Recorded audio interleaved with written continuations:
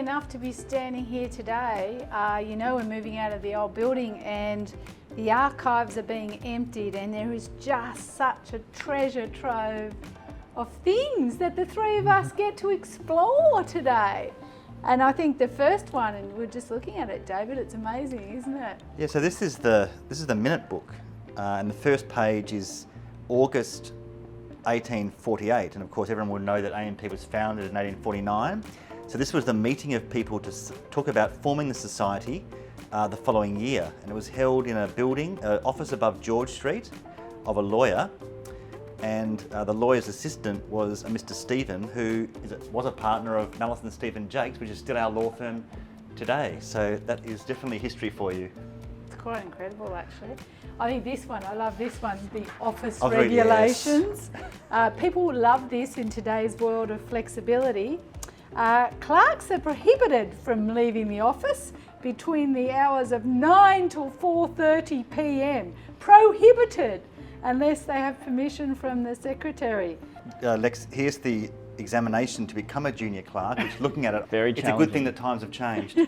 Well, this over here is some stuff of the AMP Cricket Club or annual staff match. This is a brochure from 1931, which it was head office being the Sydney branch versus the Victorian branch, and as at the 5th and 6th of March 1931, it was 7 wins to the head office, 7 wins to the Victorian branch, and 1 match drawn. But it was a 5-day schedule of games.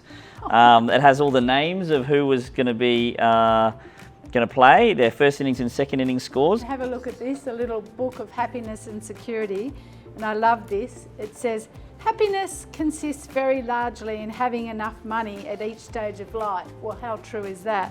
Enough money to ensure reasonable comfort and security. When children are young, it is their father's duty to provide for them.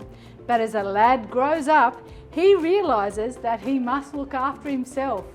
Ladies, we've got to look after ourselves as well. But So this here is the first annual report of what was at the time the Australian Mutual Provident Society.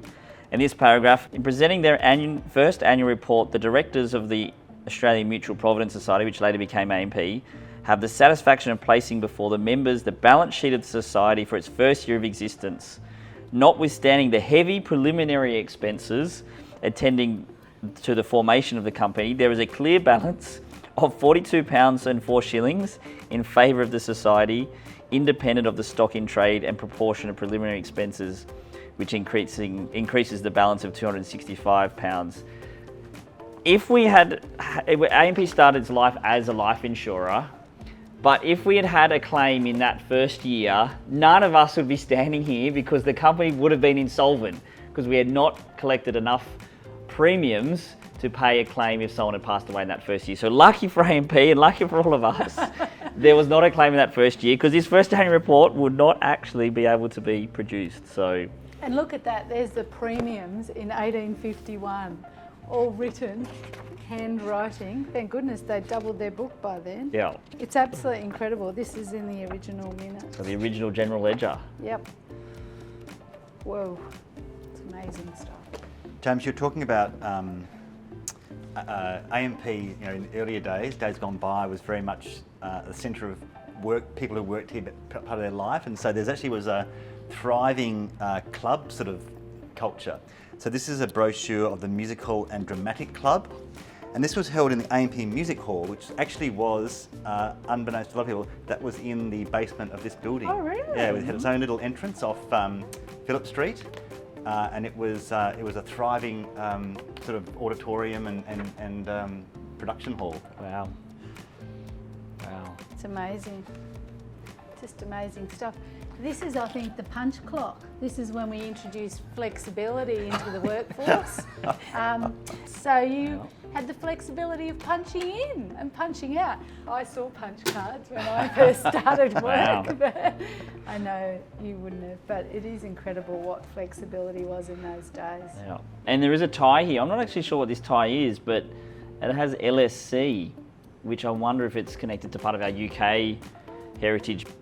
There's some great ads there as well when you look back. I mean, it just is amazing, I think, that AMP's history actually is representative of Australia's history. Oh, very much. And I don't know about you, but when Yeah. I look at that, it's just incredible to see the treasures that we have here, and I feel very honoured to be able to look at them. But even the ads that we had. And that one in the middle there is about this very building. It made the front page of the paper in the day, but that was the start of an era in the 1960s. Yeah, certainly some amazing stuff. What's the gavel? So it's for the safety deposit box. It was presented to the AMP Principal Board by London employees to commemorate the Society's 1949 centenary. This corporate seal embossed the official amicus group motif on documents. And it's from this gavel is made of oak from the City of London Guildhall that was destroyed by enemy action in December 1940. Wow. So it actually connect back to the Second World War in London. Wow. Some letters there, David. Yeah, I mean, AMP, of course, like a lot of places, acknowledged and I guess sort of celebrated the service of its employees in particularly the First World War and the Second World War. And this is a bunch of letters. So this one's from France, 5th of September 1918, and talking about this employee's experience, obviously, in France, which no doubt would have been pretty trying from that war. But it's an amazing collection of letters back to people in the society. And this one shows how support to our advisors has changed, because this was the book of rates and options, otherwise known as the pricing manual. And so when you open the front cover, it says a message from the Managing Director of your appointment as an AMP agent. And it opens with, it gives me great pleasure to welcome you as a member of the field organisation of the AMP Society and to express the hope that your career with AMP will be long, happy and a prosperous one.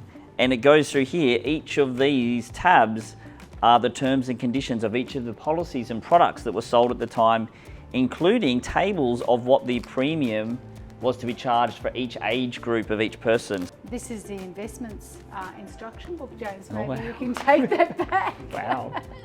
Anyway, it's been really a great honour to be able to have access to these amazing things, some of which we'll take to our new home, but many of which are going to ANU to be part of their museum into corporate history, and I think we should be all very proud of that.